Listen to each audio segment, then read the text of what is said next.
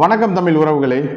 So December 13 அப்படிங்கிறது India ஹிஸ்ட்ரியில் ஒரு பிளாக் டே. அதை ஏன் அப்படி சொல்கிறேன் அப்படிங்கிறத இந்த வீடியோவில் பார்ப்போம். பட் அதுக்கு வலு சேர்க்குற மாதிரி இப்போ மறுபடியும் டிசம்பர் 13 ஒரு இன்சிடெண்ட் நடந்திருக்கு. ஓகே, ஸோ பட் இந்த இன்சிடெண்ட்னால் பெரிய உயிர் சேதமோ அசம்பாவிதமோ எதுவும் நடக்கலை. பட் இருந்தாலும் இந்த இன்சிடென்ட்ஸை மற்ற இன்சிடென்ட் மாதிரி நம்ம ஜஸ்ட் லைக் தட் கிராஸ் பண்ணி போயிட முடியாது. ஏன் அப்படின்னு சொன்னால், இந்த இன்சிடெண்ட் நடந்தது இந்தியாவோட செக்யூரிட்டி கோட்டையான இந்தியாவோட பார்லிமெண்ட்டில். ஓகே, ஸோ இந்தியாவோட பார்லிமெண்ட்டில் இருக்கிற அத்தனை செக்யூரிட்டியும் மீறி இந்த மாதிரி ஒரு இன்சிடெண்ட் நடந்திருக்கு. ஓகே, ஸோ அது என்ன அப்படிங்கிறத இந்த வீடியோவில் டீட்டெயில்டாக பார்ப்போம். பட் அதுக்கு முன்னாடி டிசம்பர் 13 அப்படிங்கிறத இந்தியாவோட ஹிஸ்ட்ரியில் பிளாக் டேன்னு சொல்லியிருந்தால அது ஏன் அப்படிங்கிறத பார்ப்போம். ஓகே, ஸோ அப்படியே ஒரு 22 இயர்ஸ் பேக்கில் 2001 டிசம்பர் 13.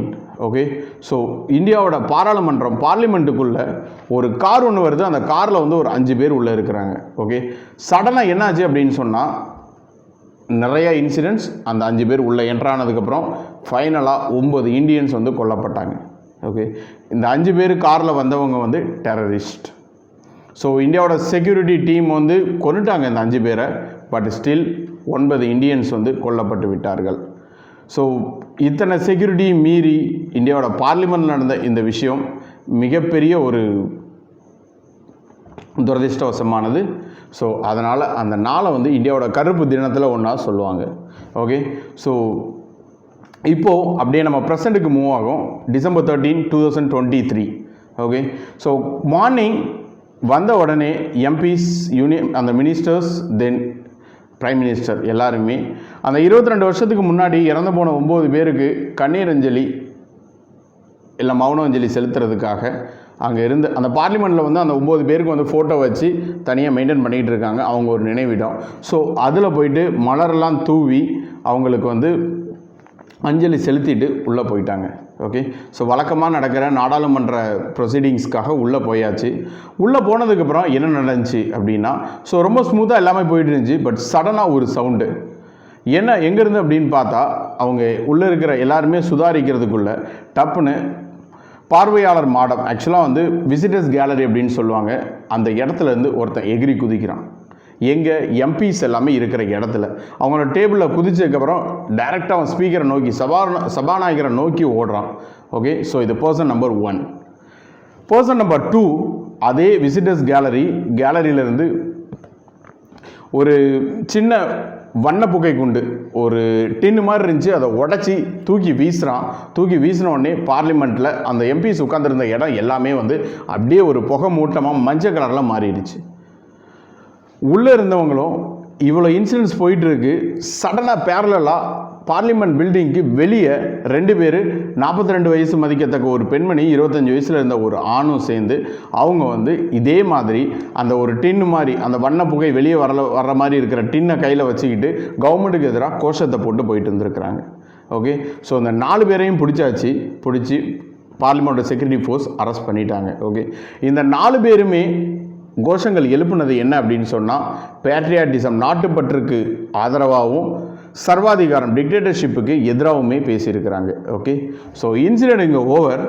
இதில் நம்ம நோட் பண்ண வேண்டியது என்ன அப்படின்னா, ஃபஸ்ட்டு விஷயம், அந்த பார்வையாளர் மாடம் அப்படின்ட்டு சொல்லியிருந்தேன்ல, அது என்ன அப்படின்னு சொன்னால் விசிட்டர் கேலரி. அதில் வந்து எனி இந்தியன் சிட்டிசன்ஸ் யாராக இருந்தாலும் நமக்கு வந்து பார்லிமெண்ட்டில் என்ன நடக்குது, என்ன பேசிக்கிறாங்க, நம்ம செலக்ட் பண்ணி அனுப்புகிற நம்ம ரெப்ரசன்டேட்டிவ் எம்பி நம்மளுக்காக என்ன பேசுகிறாரு அப்படிங்கிறத வந்து நம்ம தெரிஞ்சுக்கிறதுக்காக ஏதாவது ஸ்பெஷல் பர்மிஷன் இல்லை எம்பி ரெக்கமெண்டேஷனோட we can sit and watch these incidents. Okay, உள்ளே என்ன நடக்குது அப்படிங்கிறத நம்ம அந்த மாடத்தில் உட்காந்து நம்மளால் பார்க்க முடியும்.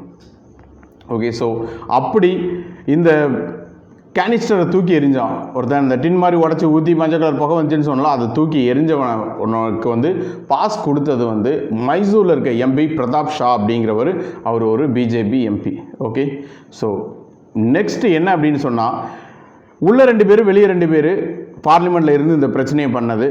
பட் இந்த 4 பேருமே வந்து ரீசெண்டாக தான் ஆன்லைனில் மீட் பண்ணி இவங்க 4 பேர் ப்ளஸ் வெளியே இருந்து 2 பேர் இதுக்கான திட்டங்களை தீட்டி கொடுத்துருக்காங்க. எல்லாரும் சேர்ந்து டெல்லிக்கு பக்கத்தில் இருக்கிற குர்கான் அப்படிங்கிற ஒரு இடத்துல லலித் ஜா அப்படிங்கிற ஒருத்தரோட வீட்டில் தான் வச்சு இதுக்கான ஒட்டுமொத்த திட்டத்தையும் தீட்டியிருக்கிறாங்க. ஓகே, ஸோ இதெல்லாமே இன்சிடென்ட்ஸ். பட் இது ஏன் நடந்திருக்கலாம் அப்படிங்கிறதுக்கான காரணங்களும் ஒரு சில இருக்குது. அது என்ன அப்படின்னு சொன்னால், ஃபர்ஸ்ட் விஷயம் இன்னொன்று நோட் பண்ண வேண்டியது என்ன அப்படின்னு சொன்னால், ஒரு எம்பிஓ இல்லை ஒரு பிஎம் வச்சுக்கோங்க, பிஎம் எல்லாம் பெரிய யூனியன் மினிஸ்டர்ஸ் வெளியே வர்றப்ப எந்த லெவலுக்கு அவங்களுக்கு செக்யூரிட்டி ஃபோர்ஸ் இருக்குங்கிறது உங்களுக்கு தெரியும். பட் அப்படி இருந்து அந்த மாதிரி இருக்கிறத தாண்டி ஒட்டுமொத்த பிரதிநிதிகள் எம்பிஸும் பிஎம் எல்லாருமே ஒரே இடத்துல இருக்கிறது தான் பார்லிமெண்ட். அதில் எவ்வளோ பெரிய செக்யூரிட்டி இருக்கும். பட் அந்த செக்யூரிட்டியை மீறி இது நடந்திருக்கு அப்படின்னு சொன்னால் அதில் குறிப்பிடத்தக்க விஷயங்கள் 2-3 இருக்குது. அது என்ன அப்படிங்கிறத சொல்கிறேன். ஃபர்ஸ்ட் விஷயம், ஒரு ஹிஸ்டாரிக்கல் இன்சிடென்ட் நடந்திருக்கு அப்படின்னா, அதுவும் ரொம்ப அன்ஃபார்ச்சுனேட்டான ஈவெண்ட் நடந்திருக்கப்ப திரும்ப அதே டே வர்றப்ப எப்போவுமே செக்யூரிட்டியை டைட் பண்ணுவாங்க. ஓகே, இன்னொன்று அந்த விசிட்டர் கேலரிக்கு போகிற எல்லாருக்குமே 5 rounds ஆஃப் செக்ஸ் இருக்கும். ஓகே, அவ்வளோ செக்யூரிட்டியை தாண்டி தான் அவங்க உள்ளே போக முடியும். பட் இந்த ரெண்டுமே வந்து இந்த இடத்துல ப்ரீச் ஆகிருக்கு அப்படின்ட்டு சொல்கிறாங்க.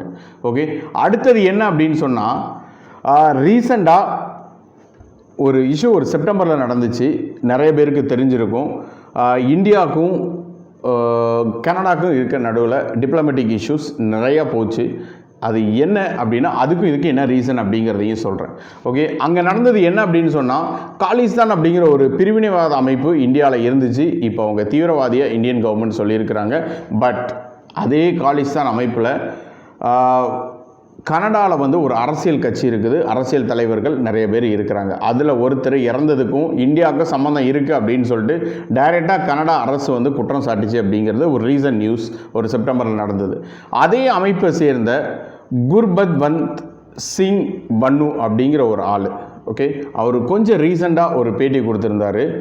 இந்தியாவில் என்னை கொலை நடக்கிறதுக்கு, அதாவது என்னை கொலை பண்ணுறதுக்கு இந்தியாவிலேருந்து நிறையா சதி நடக்குது. Okay, so December 13 on or before December 13 கண்டிப்பாக நான் ஒரு இன்சிடெண்ட் நாங்கள் விச் மீன்ஸ் நான் இல்லை நாங்கள் அந்த இந்தியாவோட பாராளுமன்றத்தில் பார்லிமெண்ட்டில் பண்ணுவோம் அப்படிங்கிறத சொல்லியிருந்தார். இவ்வளோ பிரச்சனைகள் நடந்ததுனால இந்தியாவோட செக்யூரிட்டி ரொம்ப பெரிய லெவலில் டைட்டன் பண்ணி வச்சுருந்தாங்க. ஓகே, ஸோ அத்தனையும் தாண்டி இன்றைக்கி இவ்வளோ பெரிய இன்சிடெண்ட் விச் மீன்ஸ் December 13 இவ்வளோ பெரிய இன்சிடெண்ட் நடந்திருக்கு.